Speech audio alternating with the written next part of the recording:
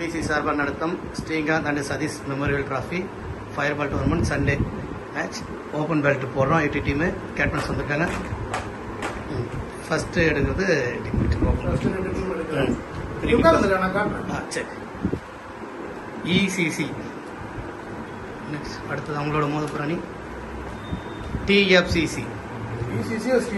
DFCC first match. Time மட்டும் நான் லாஸ்ட்டாக செகண்ட் மேட்ச் எடுக்கிறாங்க. 8 டீம் தெரியும். ஓப்பன் பெல்ட் 8 டீம் எடுங்க, பிரிச்சு காட்டுங்க. பிசிசி பெஸ்என்ஆர்சிசி. சிஎன்கே நீலாங்கரை ரெண்டாவது செகண்ட் மேட்ச். அடுத்தது